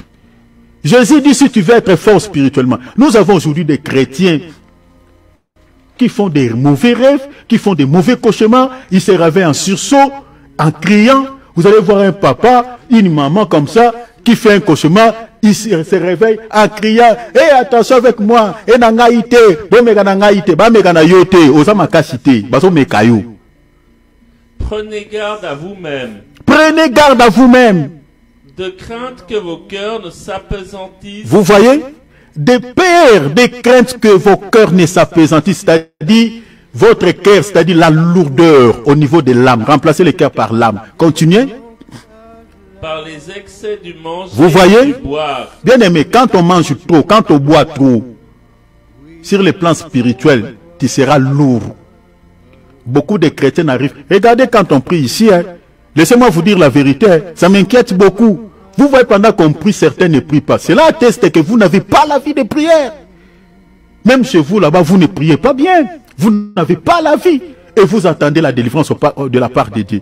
Quel est celui qui va vous délivrer avec ce sommeil spirituel qui est déjà dans votre esprit-là? Vous êtes déjà dans l'assoupissement. Et vous savez que le diable sème là où il y a le sommeil. Cher enfant de Dieu, la vie chrétienne, ce n'est pas... bien aimé, il y a des prix à payer. Pour certaines choses, tu veux changer une étape de la vie, bien aimé, il faut payer certains prix. Il faut payer certains prix. Il faut payer. Si vous ne payez pas certains prix, eh, c'est bien, c'est compliqué. Hein? C'est compliqué. C'est compliqué. Continuez, mon frère. Et par les soucis de la vie. Vous voyez, on parle encore des soucis. Mon frère, ma soeur, toi qui aimes s'inquiéter tout le temps. Tu aimes tout le temps s'inquiéter. Attendez, mon frère, tu vas me lire encore le verset 36. Toi, tu aimes s'inquiéter tout le temps pour votre vie. Les soucis de la vie. Le Seigneur dit quoi? Ça rend les cœurs pesants. Ça va semer une sorte de la lourdeur au niveau de ton âme. Les soucis. Dans Matthieu chapitre 13, verset 22, les soucis est comparable aux épines. Banzoube. La Bible a dit, ça tue même la foi, ça tue la parole, ça tue la prière. C'est pour cela dans Philippiens chapitre 4, verset je crois 6 ou 7, la Bible a dit, ne vous inquiétez de rien, mais en toute chose, faites connaître vos besoins à Dieu par des prières, des supplications et des actions de grâce. C'est-à-dire, avant de prier, quand tu demandes quelque chose à Dieu, commencez d'abord à éradiquer les soucis qui est dans votre cœur. Prie d'abord au Dieu, Seigneur, enlève-moi ces soucis. Parce que ça ne te permettra pas de bien prier. Pierre dit dans 1 Pierre chapitre 1er, verset 5, verset 8, je crois 5, 6, 7, 8. L'apôtre Pierre dit, déchargez-vous sur lui de tous vos soucis. Quand tu as des soucis bien aimés, allez auprès de Dieu, allez vers lui, décharge-toi. Aujourd'hui, nous avons des chrétiens qui ont des problèmes de tension, des problèmes d'estomac. Vous voyez des chrétiens qui souffrent de telles maladies. Des chrétiens, des enfants de Dieu qui souffrent de telles... Bien aimé, moi dans ma vie, j'ai traversé des moments très très compliqués. Quand j'ai quitté l'Afrique, je suis venu en Europe. Bien aimé, j'ai traversé des moments compliqués dans ma vie. Mais dans toutes ces situations que le Seigneur m'a fait passer, bien aimé, j'ai gardé la foi. Hein. Je n'ai pas eu de problèmes de tension, d'estomac. Non, non, non, non. Malgré que j'ai traversé des moments difficiles, je continue à prier et j'ai mangé normalement. L'appétit à gogo. Parce que l'estomac vient comment? Quand tu n'arrives plus à manger, ton estomac travaille à vide. C'est ça ce qui crée les problèmes, la maladie, les problèmes d'estomac. Bien qu'aujourd'hui, il y a aussi des estomacs démoniaques. Démoniaque, ça demande encore la délivrance. Mais un chrétien, souffrir du problème d'estomac démoniaque, c'est très compliqué encore. Cher enfant de Dieu, nous sommes enfants de Dieu. Même si tu traverses des moments difficiles, le Seigneur te fait traverser dans des situations compliquées. Garde la foi, mangez normalement. Mange, mange. Demande à Dieu l'appétit. Nous sommes comme ça. Et moi, ma femme, elle est là, elle peut témoigner. Et moi, non, non. Même ici, c'est comme, moi, je mange normal. Et quand aussi j'ai un temps de se priver de la nourriture, j'entre dans des jeûnes, je prie. Ce n'est pas pour se vanter comme je suis là. Je suis dans les jeûnes. Je suis dans les jeûnes depuis lundi, je n'ai rien mangé. C'est ça ma vie. Et après, je descendrai, je continuerai à manger ma nourriture, normalement. Nous vous pressons des choses que nous-mêmes là, nous passons par là. Nous les vivons aussi. Allez dans le verset 36, mon frère, s'il te plaît. Veillez donc et priez Regarde, en tout temps. On dit quoi? Veillez donc et priez en tout temps. C'est-à-dire, sois une sentinelle. Mon frère, ma soeur, sois une sentinelle de votre vie. Vous savez, une sentinelle, c'est celui qui veille contre les voleurs, contre les bandits. Et vous savez, dans la spiritualité, qui est un voleur? C'est le diable. Les voleurs ne viennent que pour dérober, pour détruire. Est-ce que vous voyez cela? Jean 10, 10. C'est-à-dire, si tu ne veilles pas, ce voleur-là, quand il viendra, il entrera dans ta parcelle. La parcelle de ta vie, c'est ton corps, c'est ta vie. Notre corps est une maison. Que les voleurs, en tant que diable, peut entrer, peut percer. Et quand il vient pour accomplir Jean 3, 10, 10. Jean 10, 10. Sois une sentinelle, veille. Et le Seigneur dit quoi? Veillez et priez en tout temps. On ne dit pas quand tu as l'occasion. À tout temps. À tout temps. Pourquoi le Seigneur le dit, mon frère? Afin que vous ayez la force. Est-ce que vous voyez? Afin que vous ayez de la force. Vous comprenez que pour être fort sur le plan spirituel, tout ce que Dieu vous demande, c'est quoi? La prière. Bien aimé, si tu n'as pas la vie de prière, sur le plan spirituel, tu seras un lembele, comme on dit à Lingala, un faiblard. Tu seras faible. Même un petit sorcier, le dernier sorcier de votre famille, peut jouer de ta vie. Bien aimé, un chrétien, tu dors comme ça, on vient t'étrangler le cou. Tu dors comme ça, on bloque ta vie. Tu fais certaines choses comme ça. Je ne parle pas des épreuves, parce que ici je parle maintenant des attaques de l'ennemi, des influences démoniaques. Ou un chrétien, on a bloqué ta vie, tu subis les mauvais sorts, tu subis certaines réalités. Mais non, ça n'existe pas. Ça, je parle des attaques. Il n'y a donc maintenant aucune condamnation pour ceux qui sont en Jésus-Christ. C'est ça ce qui est dit dans la Bible. Les condamnations de votre famille, le fait que tu es en Christ, ça ne te concerne plus. Ça concerne ceux qui sont encore païens. Mais aujourd'hui, vous allez voir certains chrétiens vivre certaines réalités très compliquées, des condamnations, des aliens, beaucoup de choses. Si tu veux être fort spirituellement, que les sorciers de votre famille puissent avoir peur de toi, sois un homme et une femme de prière. Et associe la prière ici avec des jeûnes. Si tu n'arrives pas à jeûner 2, 3, 4 jours, jeûnez même un 6, 18, même un 6, 12, même un 24. Commencez petit à petit. Même de 6h à 12h, commencez. Et quand tu jeûnes, il faut prier. Même si tu sens ton ventre est en train de tourner. Hein? Voilà des...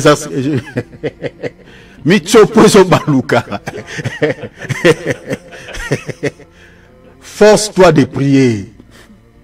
Prie. Hein? Parce que tous les ascaris là, quand ils ne trouvent pas la nourriture, vont te déranger, vont t'embêter. Mais il faut prier. Il faut s'en foutre d'eux. Tu comprends un peu? Parce qu'il y a d'autres personnes. Vous savez, un jour, j'avais fait un programme de jeûne et prière de 3 jours avec un couple. On avait bien commencé le premier jour, le deuxième jour comme ça, et la femme m'appela parce que c'était en distance. Il dit que son mari veut mourir. Il dit que la voix ne sort plus, donc c'est compliqué. Il dit, est-ce que papa ne peut pas manger même quelque chose? Moi, j'ai dit non, il peut manger, et puis on continue à prier. La femme a supporté, mais l'homme n'a pas tenu. Et lorsqu'il a mangé, mes bien-aimés, le 3e jour, c'est lui qui était fort en prière. C'est lui, il montait tellement, j'ai dit voilà, ça c'est les effets de la nourriture. Donc, le Seigneur dit ici que priez Veillez et priez, soyez des sentinelles de vos âmes. Et priez, ajoutez la prière. La prière fera à ce que vous puissiez bien veiller, que vous soyez vigilants, pour que les voleurs ne percent pas votre vie. Parce que le Seigneur dit quoi? Afin de s'échapper à tous ceux qui, continuez mon frère, afin de s'échapper à tous ceux qui c'est-à-dire tous les malheurs, tous les problèmes qui surgiront de la part de l'ennemi, les malédictions, des traits infamés. C'est-à-dire, c'est la prière qui est la clé. C'est la prière qui est, au fait, l'arme sophistiquée, l'arme fatale, qui vous aidera à faire une offensive contre tous ces problèmes, contre tous ces mal qui surgiront de la part de l'ennemi. Et la Bible dit encore, et de paraître debout devant le Fils de l'homme. Donc c'est-à-dire, dans notre marche avec le Seigneur, nous sommes en train d'attendre le Seigneur, nous sommes en train d'attendre l'époux. Mais ce qui nous aidera à rester debout, c'est aussi la prière. Parce que si vous ne priez pas, vous allez faire une chute. Le Seigneur dit quoi? Dans Matthieu 26, 41, veillez et priez afin que vous ne tombiez pas. Est-ce que vous voyez cela? Il a dit, si tu ne pries pas, tu tomberas. Quand le tentateur se présentera, tu tomberas. Et un chrétien qui ne prie pas, il n'a pas mal de désirs de la chair. Hein? Tu auras pas mal de désirs charnels. Tu pécheras tout le temps. Parce que tu n'as pas la vie de prière. La prière, c'est un feu qui consume les œuvres de la chair. La prière, c'est un feu dans la vie des chrétiens qui consume tous les mauvais désirs. Mais si tu ne pries pas, tu sentiras tout le temps des mauvais désirs, les désirs de la chair. Tu auras tout le temps envie de pécher. Donc tu tomberas. Mais si tu veux rester debout, tu veux être toujours debout, il faut prier. C'est ça ce que le Seigneur dit. Quand le Seigneur viendra, le Seigneur ne viendra pas chercher les chrétiens qui sont par terre. La Bible dit ceux qui sont debout. C'est ça. Luc chapitre 21, verset 34, 36. Les chrétiens qui sont debout, ce sont les chrétiens là qui partiront avec le Seigneur.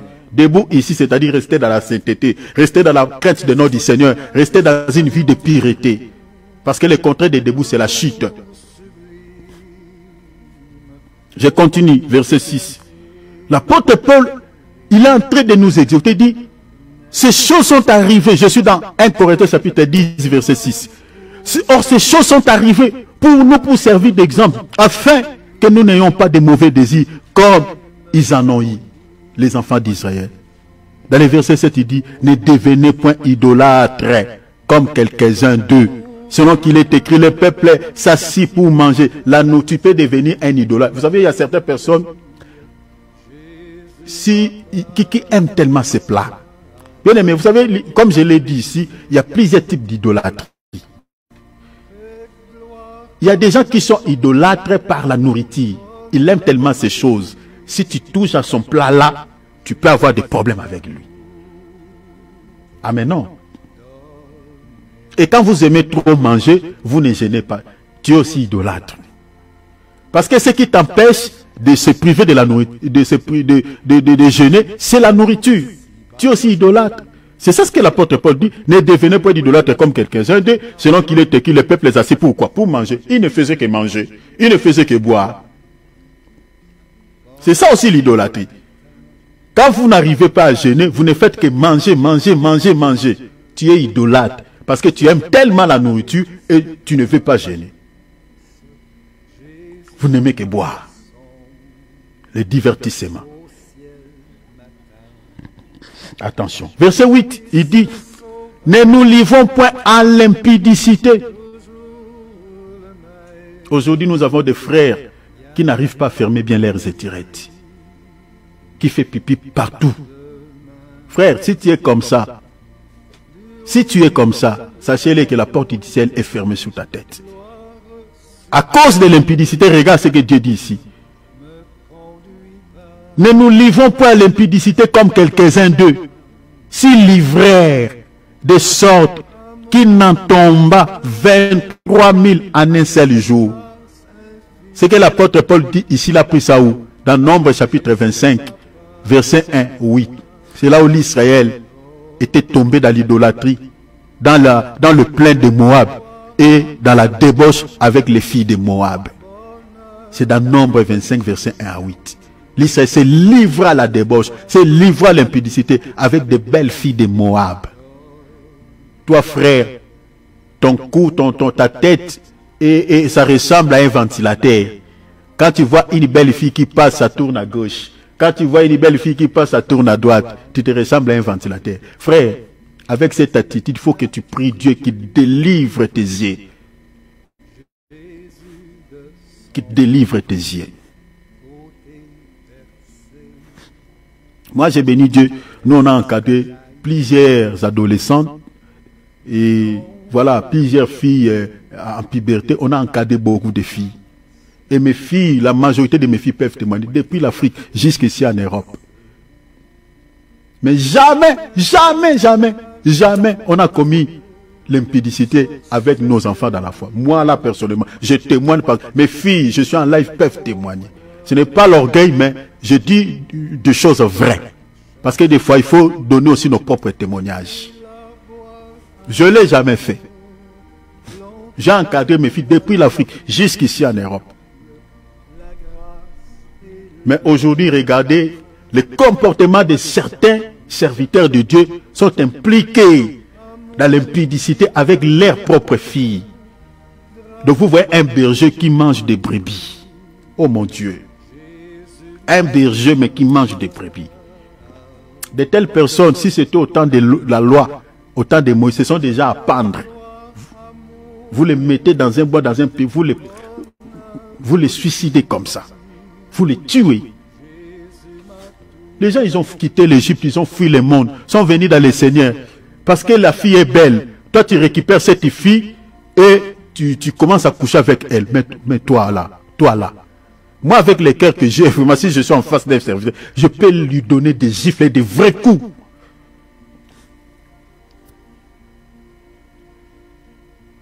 La Bible dit, pour fuir l'impudicité, marie-toi.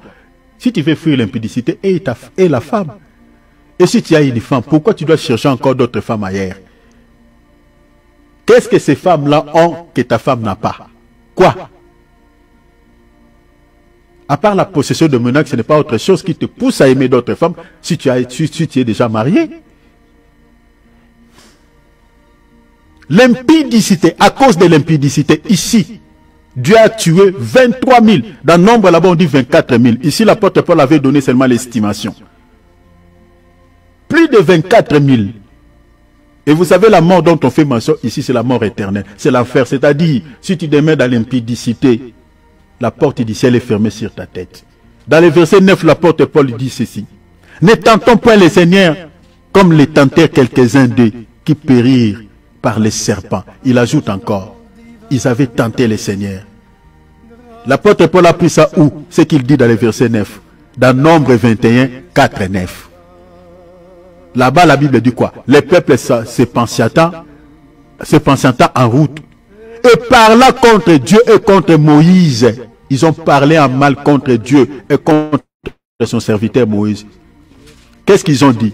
Ils ont dit, pourquoi nous avez-vous fait monter hors d'Égypte pour que nous mourions dans les déserts? C'est dans les déserts, c'est dans les épreuves que le peuple n'a pas pu supporter. Et c'est dans les épreuves que beaucoup de chrétiens insultent Dieu. Beaucoup de chrétiens menacent Dieu. Beaucoup de chrétiens donnent des délais à Dieu. Seigneur, si tu n'agis pas à telle date, je renie ma foi, je retourne dans le monde, je deviens païen. Bien-aimé, tu retourneras dans le monde, tu retourneras dans les péchés et Dieu n'agira pas. Quand on traverse des épreuves, on ne menace pas Dieu, mais on l'en supplie. On fait des prières, des supplications. Comme Daniel, je suis dans Daniel 9. Daniel était dans la captivité à Babylone. La Bible dit, celui-ci s'est engagé dans la prière, en présentant à Dieu des prières de supplication. Quand tu traverses des moments difficiles, quand Dieu te prouve, quand Dieu te fait passer dans les épreuves, dans certaines situations amères, certaines situations compliquées, on ne menace pas Dieu. On fait des prières de supplication. On demande la grâce de Dieu. On demande la miséricorde de Dieu. On fait comme Bartimée. Il n'a pas dit à Jésus, Jésus, est-ce que tu ne m'as pas vu? Je suis aveugle. Tu passes comme ça, vraiment. Toi, tu es le Fils de Dieu. Tu ne peux pas voir. Non, non. Bartimée, il a présenté des prières de supplication. Parce qu'il faut comprendre que les cris de Bartimée ici, c'est une prière, c'est toute une prière. Fils de David, aie pitié de moi, aie pitié de moi. C'est ça. Bien aimé, quand on est dans une situation compliquée, quand on est dans une souffrance, quand on traverse des moments très compliqués, bien aimé, quand on prie Dieu, on présente des prières de supplication. Seigneur, miséricorde. Miséricorde. Tu plaires dans sa présence. Parce que c'est ton Père. Fais-moi sortir dans cette misère. Fais-moi sortir dans cette situation. Fais-moi sortir, Seigneur, dans cette situation compliquée. Aidez-moi, Seigneur. Je t'en supplie, Père. On présente à Dieu des prières de supplication. Mais on ne donne pas à Dieu des dates, des délais. On ne menace pas Dieu. D'ailleurs, si tu menaces Dieu, tu vas encore amplifier ta souffrance. Dieu va intensifier. Il va te presser. Vous savez comme on presse les jus. Parce qu'il va t'aider à retourner dans le monde. Et dans le monde là-bas, le Seigneur permettra à Satan de ne pas t'accueillir. Parce que ce que tu auras encore dans le monde, surtout si tu es élu de Dieu. Rappelez-vous de l'histoire des fils prodigues, non? Cela ne nous enseigne, ne nous dise rien. L'histoire de cet enfant. Fils prodigue, il a demandé le bien chez son père. Il dit, Pierre, il s'est rebellé. Il s'est révolté, il dit, papa, donne-moi la part de mes richesses. Moi, je vais faire ma vie ailleurs. Ici, le père des fils prodigues, c'est Dieu. Et le fils prodigue ici, c'est la vie, représente l'image, c'est l'image de tous les chrétiens, de tous les croyants. Il est allé, la Bible dit, il est allé dans un pays lointain. Or, le pays lointain ici, c'est l'image du monde. Parce que le texte dit quoi?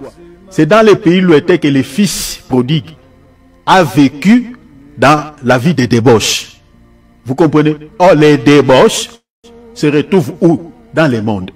Parce que c'est là où se trouve l'impudicité. Donc, le pays lointain, c'est l'image du monde. Et en allant dans les pays lointains, il a vécu dans une vie de péché. Et les pères, parce que ici, moi, je comprends que c'est le père qui avait permis à cet enfant d'être dépouillé de ses richesses par des prostituées. Le prostitué de ce pays l'ont dépouillé de ses richesses. Le fils est devenu pauvre. Et en devenant pauvre, sa conscience est rentrée. Vous voyez, hein? Quand il traverse les épreuves, c'est là où tu auras des enseignements. C'est là où ta conscience va rentrer à sa place. Vous savez, bien aimé, quand tout va bien dans votre vie, des fois, la tête ne fonctionne pas bien. Il n'y a pas de belles réflexions. Tu penses que bon, la vie, c'est ce que tu vois. Et souvent, on commet beaucoup d'erreurs. Mais c'est dans des situations difficiles que Dieu nous instruise, que nous donne des enseignements dans les épreuves. Que la conscience est calme. Là, vraiment, ta conscience est à sa place. Un jour, je vous donne un petit témoignage. Il y a un homme riche. J'avais prié pour un homme riche. Ici en France, quelqu'un qui est béni, c'est un millionnaire.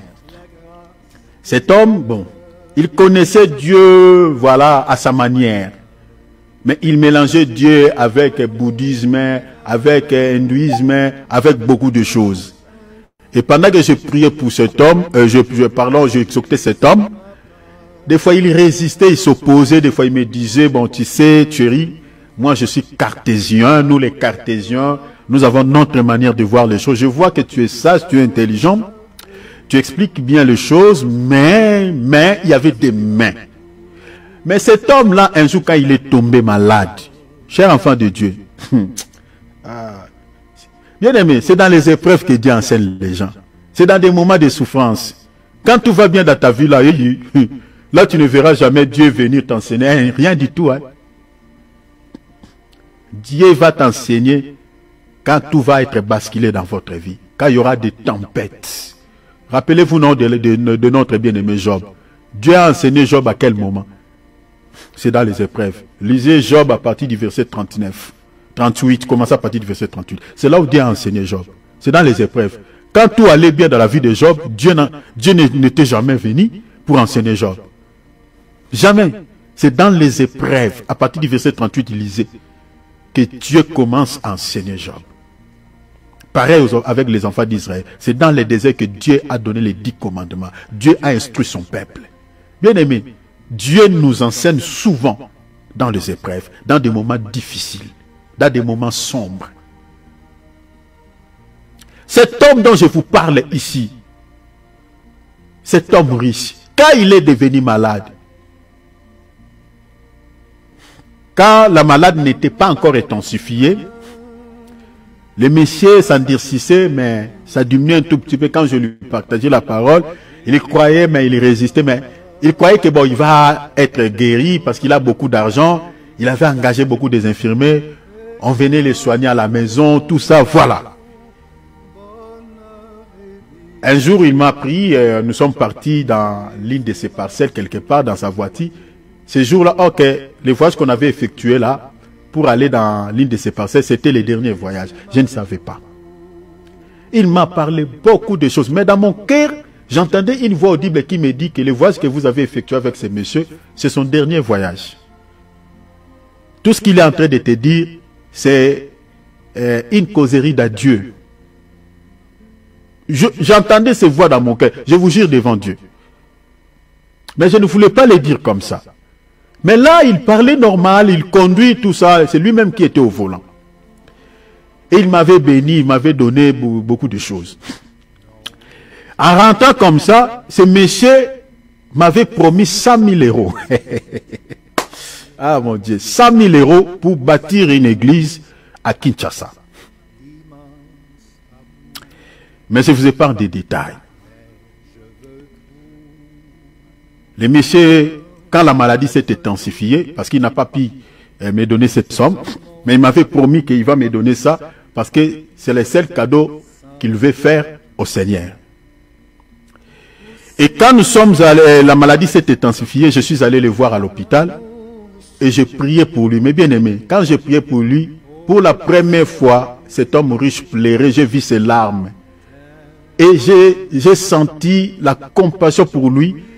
Et je l'ai vu, le monsieur était en train de dire que j'ai fait beaucoup de mal à Dieu. C'est ce jour-là où il s'est humilié devant Dieu. Je crois que Dieu peut-être a sauvé son âme. Il a pleuré comme un enfant. Il est en train de dire, je fais beaucoup de mal à Dieu. Je fais beaucoup de mal à Dieu. Il pleurait, il dit, qu'est-ce que je peux faire pour le Seigneur, avec tout ce qu'il m'a donné, avec tous les moyens qu'il m'a donné, qu'est-ce que je peux faire? Et là, pendant que je priais pour lui, pendant qu'il disait comme ça, il avait des sondes, il faisait tout par des sondes. Il y avait un seau qui était à côté, qui était rempli de excréments et des urines, qui était à côté, ne pouvait plus se relever. Bien aimé, quand il y a encore la force, c'est le moment de savoir faire le choix de donner sa vie à Jésus. Nous ne sommes pas des éternels quant à la chair. Nous ne sommes pas des éternels. Celui qui a ta vie entre ses mains, c'est Jésus. Oh. C'est Jésus. Le bouchon là qui contient ta respiration, celui qui peut les desserrer, c'est Dieu. Et si Dieu les dessert, personne d'autre ne peut les fermer. Aucun médecin dans ce monde. Les gens sont orgueilleux. Comme nous sommes en train de prêcher là, il y a d'autres personnes qui nous prennent comme des riens. Nous sommes utiles aux yeux de Dieu. Nous sommes des riens devant vos yeux, devant vous. Mais nous sommes utiles aux yeux de notre Maître. Et vous allez comprendre notre utilité peut-être dans l'au-delà, pas dans ce monde. Comme cet homme riche. Je suis dans Luc 16, 19. Il était en train de déranger Père Abraham. Père Abraham, je suis ici dans la flamme. Vraiment, est-ce que tu ne peux pas envoyer Lazare? Lazare là qu'il négligeait dans le monde. Lui, il mangeait sur la table. En aucun jour, cet homme a invité Lazare à manger sur sa table. Lazare mangeait dans sa poubelle. Quand lui, il mange, il finit, il récupère quelques nourritures. Au lieu de servir Lazare, mais il jette dans la poubelle. C'est la poubelle qui était le lieu où Lazare pouvait aller récupérer ce qu'on a jeté par cet homme. Et il mangeait pour survivre. Mais dans l'au-delà, il a vu Lazare dans la gloire. Lazare n'a pas cédé, n'a pas touché du fétiche pour devenir comme cet homme. Il a supporté les épreuves. Il a supporté les temps sur lesquels le Seigneur les faisait passer. Mais regardez beaucoup aujourd'hui, nous avons des serviteurs de Dieu qui n'ont pas supporté les épreuves, mais qui sont allés toucher à la cabale, qui sont allés toucher au fétiche pour devenir un homme de Dieu reconnu, pour devenir un homme de Dieu puissant, pour avoir une grande église. Mais pour combien de temps? La vie de ce monde, c'est une vie éphémère. Repentez-vous avant qu'il ne fasse tard. Je vais m'arrêter. Cet homme, il demandait à Père Abraham, est-ce que tu ne peux pas envoyer Lazare dans le monde pour attester à mes frères ce que je suis en train d'en dire ici? Je vois la connexion danse. Oh mon Dieu, ça ne peut pas revenir? Oui, ok, c'est bon. Merci Seigneur. Il dit, est-ce que tu ne peux pas envoyer Lazare pour aller dans le monde, attester à mes frères ce que je suis en train de vivre ici? C'est-à-dire, pour aller dire à ses frères, arrêtez des distractions, arrêtez de se comporter comme moi, donnez vos vies à Jésus, parce qu'il y a un enfer à éviter, un paradis à gagner. Il voulait qu'un mort puisse aller. Mais le Père Abraham lui a dit quoi?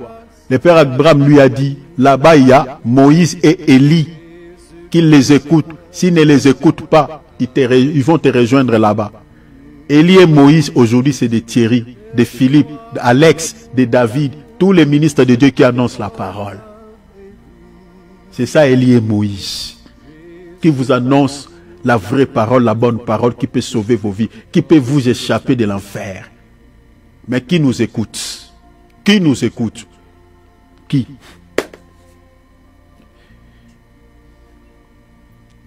La Bible dit, le peuple se patienta, je suis dans Nombre 21, 4, 9.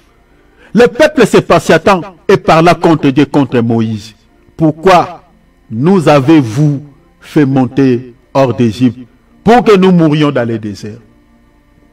Dans le désert, le peuple élève les pointes contre Dieu et contre son serviteur.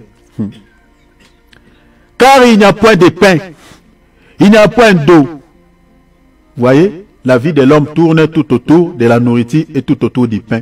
Tous les efforts de l'homme, tout ce que l'homme fournit comme des efforts dans ce monde, tourne tout autour du manger et du boire. C'est tout. On ne fait pas plus que le manger et le boire. Regardez comment les gens travaillent. C'est bien de travailler, mais mes bien-aimés, il faut qu'il y ait aussi l'équilibre. Il faut que vous puissiez aussi avoir un temps avec le Seigneur. Vous ne pouvez pas négliger la vraie vie à cause de cette vie éphémère que nous avons dans ce monde. Les gens travaillent comme, vraiment comme des robots. Ils n'ont plus le temps de fréquenter leurs assemblées locales. Ils n'ont plus le temps de prier Dieu. Ils n'ont plus le temps de jeûner. La raison est que le travail, je travaille dur. C'est mon travail qui me prend tellement le temps. Mais alors que dans les 24 heures que Dieu nous donne, sa part doit être dedans.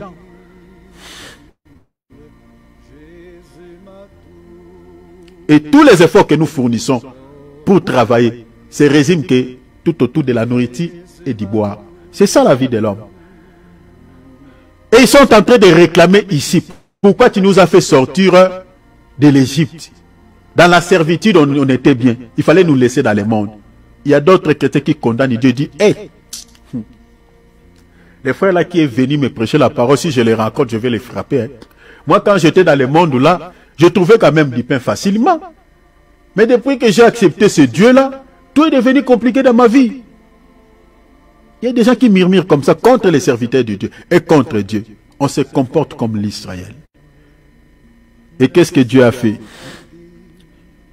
Et la Bible dit, le peuple dit, alors il n'y a point d'eau. Et notre âme, là ils ont méprisé même Dieu qui leur avait donné la manne. Il dit, et notre âme est dégoûté de cette misérable nourriture, la manne. Ils en ont dégoûté ça. Hey! Quel orgueil, l'Israël. Alors l'Éternel envoya contre les peuples quoi?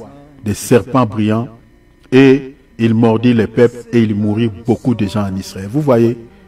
Et la mort ici, cette mort, remplacée ça par l'enfer. C'est-à-dire, toutes ces personnes qui renient leur foi dans les déserts, qui incitent Dieu au moment des épreuves, parce que les déserts, c'est l'image des épreuves, qui ne supportent pas les souffrances de la vie chrétienne, qui ne supportent pas les codes de la foi, ils murmurent contre Dieu.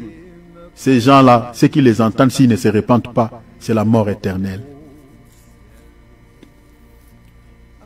C'est la mort éternelle.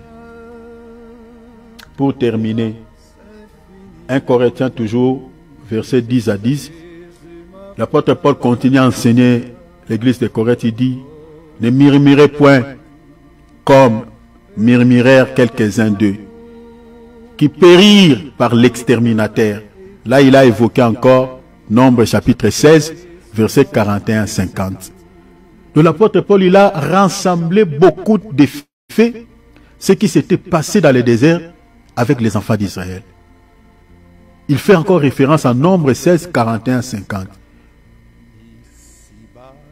De l'Israël était un peuple têtu. La raison pour laquelle vous remarquez, Dieu n'avait pas voulu que ce peuple puisse passer par les chemins des Philistins. Les a conduits par le désert pour les tailler, pour les briser. C'était un peuple au cou raide. C'était un peuple têtu. Et c'est le comportement de plusieurs chrétiens que nous avons aujourd'hui. Il y a certains chrétiens, quand ils n'avaient rien, quand ils n'étaient pas mariés, quand ils n'avaient pas le travail, quand ils n'avaient pas d'argent, il était humble, il priait Dieu, il était obéissant. Mais depuis qu'il est marié, depuis qu'il a eu des enfants, depuis qu'il a trouvé le travail, depuis qu'il commence à toucher de l'argent, il a tourné le dos à Dieu. Il ne s'intéresse même plus de ses serviteurs. On se comporte comme les enfants d'Israël. Et là, nous sommes en train d'attendre l'enlèvement. Quel enlèvement? Dans les versets 11 de 1 Corinthiens chapitre 10, l'apôtre Paul dit, ces choses leur sont arrivées pour servir d'exemple. Vous voyez cela, hein? Pour servir d'exemple. Et elles ont été écrites pour notre instruction, pour notre enseignement. À nous qui sommes parvenus à la fin des siècles, à la fin des temps.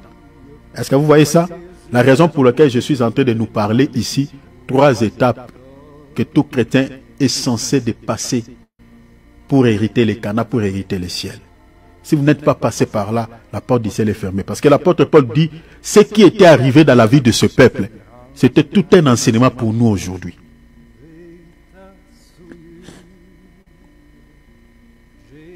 Nous allons prier. Prenons nos Bibles, ouvrons nos micros, pardon, nous allons prier. Que le Seigneur nous sauve. Prie Dieu à la manière dont tu as compris cet enseignement. Prie Dieu à la manière dont le Seigneur t'a parlé. Tu es sa fille, tu es son fils. Si le Seigneur t'a parlé dans le cœur, répands-toi. Je sais que la vie chrétienne, le chemin est encore devant nous. Ça ne sera pas toujours facile. Mais chers enfants de Dieu, quand on traverse des moments difficiles et que tu es avec Dieu, tout ce que tu peux faire, il faut prier. Jusqu'à ce que le Seigneur te fera sortir dans cette épreuve. Et en la foi qu'avaient nos bien-aimés, nos prédécesseurs dans la foi, comme par exemple notre bien-aimé Daniel, Shadrach, Meshach, Abednego. Et en la foi, la même foi que eux, ils n'ont pas eu peur du feu, ils n'ont pas cédé devant la menace de l'ennemi. Ils ont gardé la foi jusqu'au bout. Et vous savez, mes bien-aimés, quand on est ferme, on garde la foi au moment des épreuves, il y a toujours de grandes bénédictions. Rappelez-vous de Shadrach, Meshach, Abednego. Après leur passage au feu, après cette épreuve, Dieu les avait fait prospérer, Dieu les avait bénis. Mais bien aimé, si tu supportes les épreuves, tu gardes la foi, quand le Seigneur te fera sortir, il y a toujours de grandes bénédictions après les déserts. Il y a des grandes bénédictions. Alors prie Dieu, que le Seigneur te fortifie, qu'il te donne la force de rester fidèle à lui. Peu importe les vents et marées, restez fidèle. Demande la force à Dieu. Demande à Dieu qu'il te fasse grâce. Prions au nom de Jésus. Alléluia. Père, nous te demandons la grâce. Ouvrons nos micros, prions ensemble. Alléluia. Brava Sakarabashi. Oh Jésus. Oh Jésus. Aidez-moi à rester fidèle à toi. Aidez-moi à rester fidèle à toi. Aidez-moi à rester fidèle à toi. Donne-moi au contraire de regarder. Et Yahweh, prions, cher enfant de Dieu. Demande à Dieu son aide. Gloire à ton nom. Merci Seigneur Jésus. Merci de marcher avec nous, merci d'être là avec nous, de mettre dans notre cœur avec nous. Gloire à ton nom, merci d'avoir cela. Alléluia. Sois béni, sois loué, gloire à ton nom, merci Seigneur. Aidez mon frère, aidez ma soeur. Gloire à ton nom, Je merci. resterai Merci de nous aider, merci pour fidèle à Jésus. Je resterai fidèle à Jésus. Je resterai Je resterai fidèle à Jésus. Dans l'abondance, fidèle à Jésus. Mais dans la misère, fidèle à Jésus. Mais dans la prison, fidèle à Jésus. Merci, Père, aidez-nous.